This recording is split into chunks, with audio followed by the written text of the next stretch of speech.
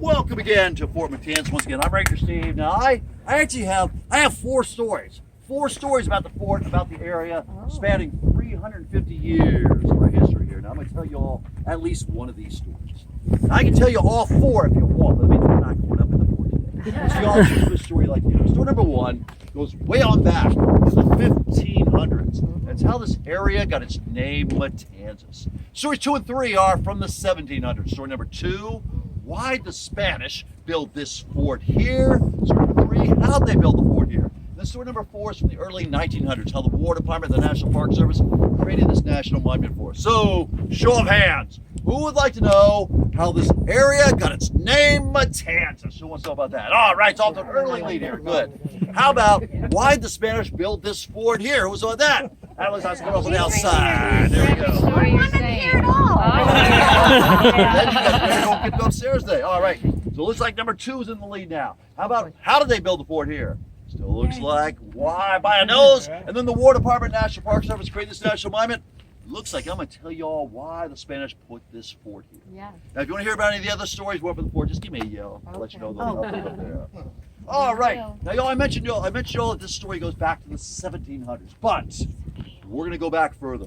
We're going to go back to the late early 1500s. The Europeans, the Spanish, have, much to the chagrin of the folks already living on this side of the world, they have discovered the New World, Central and South America, the Aztec, the Mayan, the Incan empires. Now, what did the Spanish take from those folks that brought them back again and again? What did they take from the Aztecs and the Incans? Gold, silver, chocolate. Absolutely right. Load your ship full of gold, silver, and chocolate. Hit the high seas. Who's coming after you?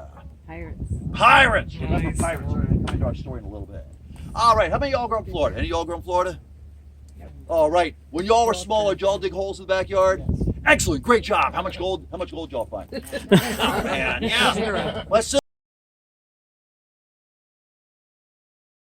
And much to the chagrin of the Timucuans and the other folks who've been living around here for 12,000 years, he discovers La Florida, the land of flowers. Now, back in those days, Florida goes north, all the way up towards what's now Canada. No. Heads west out to the Mississippi River. So all that Europe knows of what's going to become North America is Spanish La Florida. Now, the French didn't read that memo, so we got some issues over there in Europe. The Protestant Reformation's going on over there. In the 1560s, some of those Protestants in France, the Huguenots, jump on some ships, sail on over, and they land about 50, 60 miles north of us on the St. Johns River near present-day Jacksonville. They built a wooden fort up there. They don't find more gold than we did. Some of the guys get impatient, jump on some ships, decide to try their hand at becoming pirates. Well, they didn't become very good pirates because they get caught right off the bat. King Philippe of Spain, one of his worst fears. He now has French pirates on the coast of Florida threatening his treasure fleets. He calls Admiral Fleet Pedro Menendez into the office. Admiral Menendez, I have a job for you. I need you to rid my land of these French invaders. And he does, and that's story number 1, how we get our name Matanzas. So after the British attack, it's different than pirates. When the British attack you, they come on in and they steal your home. And they steal your land. And they do not leave. So our tactics are going to change with the Castillo part. When we're under attack now, instead of grabbing everything and running out in the woods, we're going to grab everything and run inside the fort. The Castillo is a siege fortress. Now, in a siege, whoever starves first loses. That's 1740. We learned that the British learned how important this back. We almost lost. That wooden watchtower is no longer going to work. That's when we need to get a fortified watchtower like this one. It will be fortified, made of stone. We'll be able to stand up against British camp ready to do. It'll be a really tall tower. We'll climb up there and we'll see miles out to sea. And it's going to have guns. We'll be able to control this inlet. Now, Oglethorpe is still really upset about losing that 1740 siege, and he didn't even get to burn the town down because we put a wall around it. Now he hears we're going to build this fortified watchtower down here. He says, no, no, no! That is not going to happen! He sends his warships back down here to destroy what's under construction. They get out here, they look in, they see we've just started to build this. They drop the boats in the water, the soldiers jump the boats, they roll on in to attack and destroy. Well, they don't realize, even though we have just started to build this, we have finished through the gun deck. We got a couple guns here now. So we lob a couple balls out towards those boats. Those boats spin around, go back to ships. Ships around, go back to Georgia, and St. Augustine has never been attacked again. So even before the fort's done being built, it's already fulfilled its mission. This is the back door to St. Augustine. This is the key to this back door. This is a place we control the enemy. If you're